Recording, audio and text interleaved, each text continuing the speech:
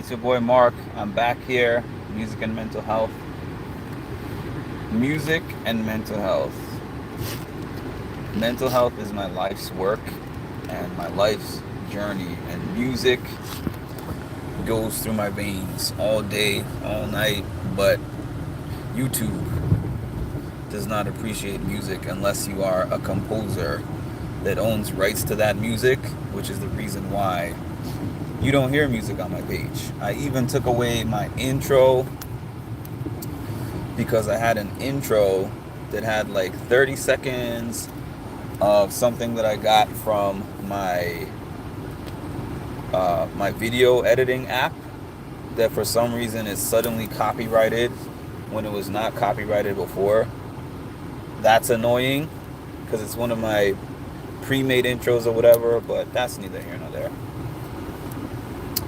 You can't help somebody who doesn't help themselves. Now, that topic came to mind because I'm leaving a client of mine who helps himself.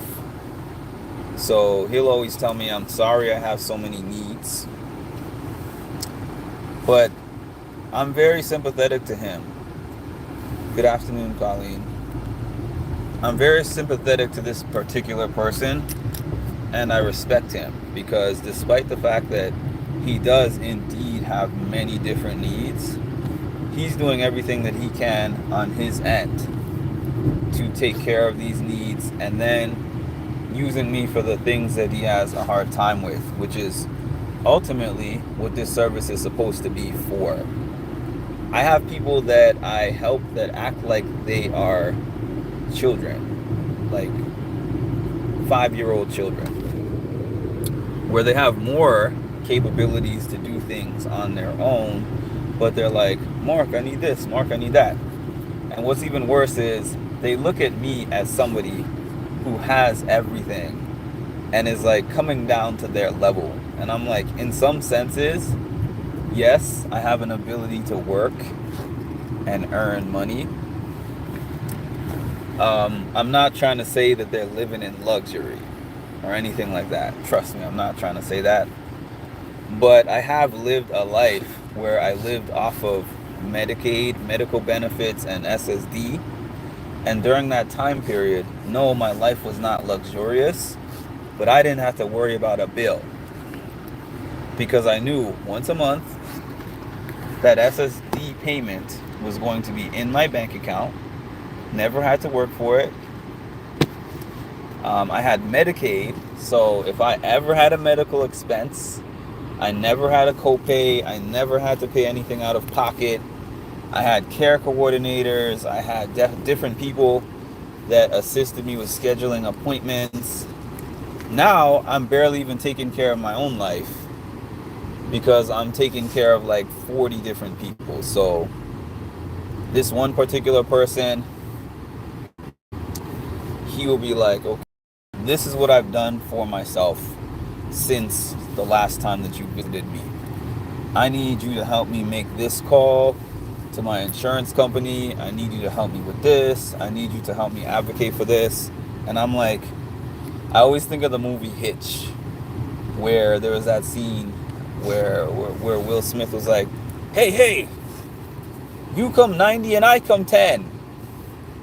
And I mean, not that they're coming 90 and I'm coming 10, but it's not even necessarily 50-50. It's just like you're putting in some kind of effort to help yourself and take the work part out of this equation. And I have people in life that are like that. You know, like we all have different things. We all have different times. Hello, BD. We have times that we're up in life and we have times that we're down in life. Peaks and valleys. So I'm not sitting here saying to myself that I don't get it, because I get it. I've had many valleys in my life where I have reached out and I've needed people to help pick me up and I've needed people to help boost me up. But people cannot take care of things for you in a sense of you are the main character of your own story. You can't depend on anyone else to lift you out of that rut. You can get supports, you can get assistance. Another example, thinking about my dad, when he lost his ability to basically walk or control his legs. I mean, he could still walk somewhat when he had his walker and when he had somebody standing next to him for support, holding him by his arms.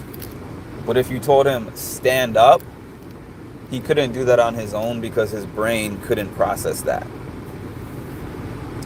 So when I could actually tell him stand up, when I would reach down and grab his hands and I would try to pull him up and he assisted by pushing himself up, I could get him up. But when he lost the ability to process that and I had to lift him up all by myself, it was like lifting a dead weight. I had to literally squat, go in a squat position and put one arm under each of his armpits and like lift him up like I was lifting a weighted barbell at the gym, which was extremely difficult. And it's only because of the fact that I'm really strong physically that I was able to even accomplish that. And that's the same way that it is for people.